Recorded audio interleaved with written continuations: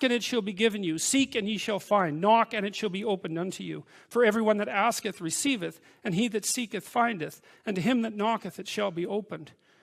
That sounded pretty optimistic again. But again, I think it's a description of the structure of existential reality. And by which I mean, when I'm in my clinical practice and I observe, and this is also the case with my students, is let's say, people's lives aren't what they would like them to be. But one of the main reasons that people don't get what they want is because they don't actually figure out what it is. And the probability that you're going to get what would be good for you, let's say, which would even be better than what you want, right? Because, you might be wrong about what you want easily. But maybe you could get what would really be good for you. Well, why don't you? Well, because you don't try. You don't think, okay, here's what I would like if I could have it. And I don't mean in a way that you manipulate the world to force it to deliver you goods for status or something like that. That isn't what I mean. I mean something like, imagine that you were taking care of yourself like you were someone you actually cared for. And then you thought, okay, I'm caring for this person. I would like things to go as well for them as possible. What would their life have to be like in order for that to be the case? Well, people don't do that. They don't sit down and think, all right, let's figure it out. You've got a life. It's hard, obviously. It's like 3 years from now, you can have what you need. You've got to be careful about it. You can't have everything. You can have what would be good for you. But you have to figure out what it is. And then you have to aim at it. Well, my experience with people has been is, if they figure out what it is that would be good for them, and then they aim at it, then they get it. And it's strange because it's a strange thing. It's not quite that simple because, you may formulate an idea about what would be good for you, and then you take 10 steps towards that, and you find out that your formulation was a bit off, and so you have to reformulate your goal.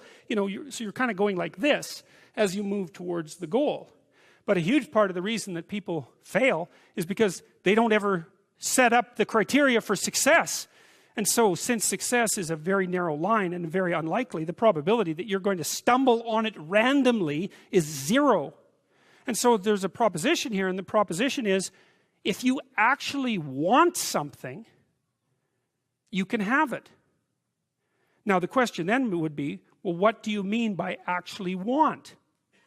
And the answer is that you reorient your life in every possible way to make the probability that that will occur as certain as possible. And that's a sacrificial idea, right? It's like, you don't get everything. Obviously. But maybe you can have what you need. And maybe all you have to do to get it is ask. But the asking isn't a whim or today's wish. It's like, you have to be deadly serious about it. You have to think, okay, like, I'm taking stock of myself.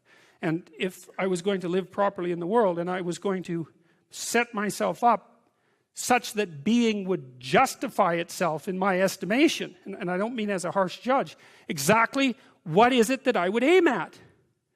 Well, one of the things I've found is that in test of this theory, let's say,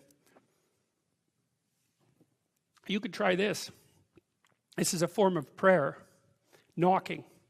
Sit on your bed one day and ask yourself, what remarkably stupid things am I doing on a regular basis to absolutely screw up my life? And if you actually ask that question, but you have to want to know the answer, right? Because that's actually what asking the question means. It doesn't mean just mouthing the words. It means you have to decide that you want to know. You'll figure that's out so fast it'll make your hair curl. Well, you're perfectly capable of thinking. God only knows how. You're perfectly capable of immense feats of imagination and dream and fantasy. It's God only knows how you do all of that.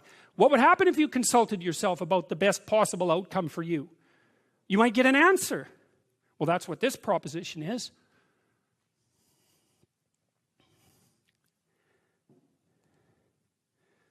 Or what man is there of you whom if his son asks for bread will give him a stone, or if he asks for a fish will give him a serpent?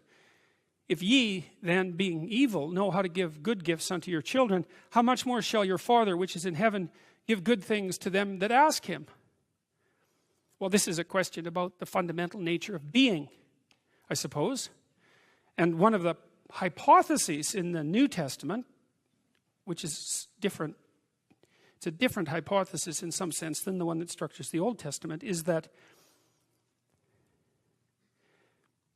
faith makes being good. It's a very interesting proposition, and so the notion would be, and it's an action-oriented issue as well. You act out the proposition that if you act properly in the world, that being will reveal itself to you as benevolent. But you will not know. You'll never know unless you do it.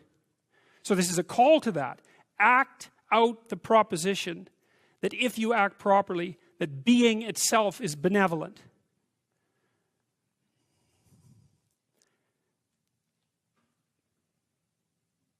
There's no reason to assume the contrary. I mean, to assume the contrary would be to be as cynical and bitter as possible. And it's not like we don't have reason for that.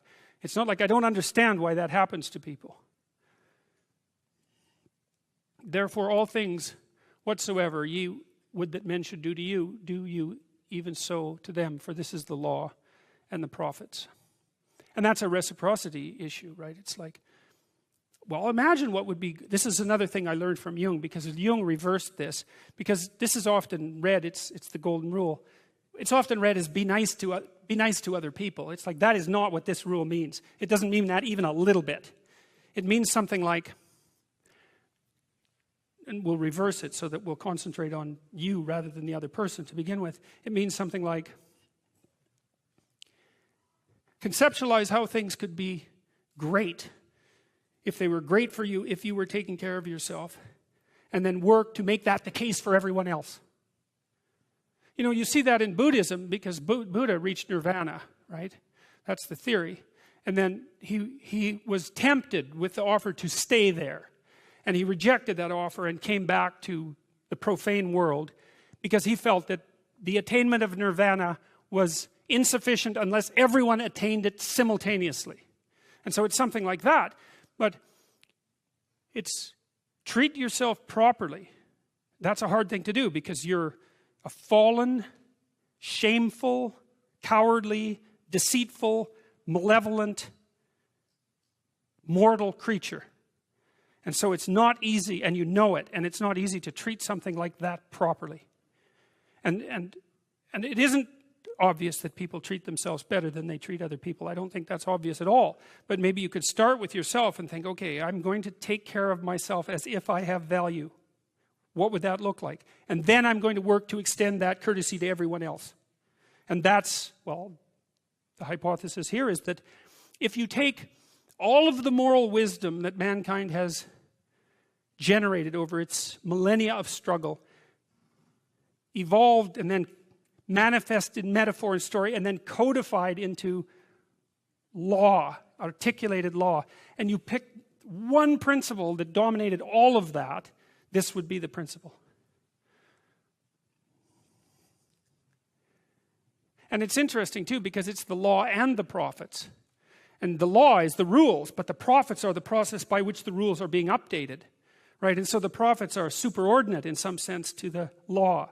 And the proposition that's set forth in this particular statement is that this maxim, which is optimize your own mode of being and then work to do the same for everyone around you, is not only the thing that's at the core of the law, but it's at the core of the process that generates and updates the law.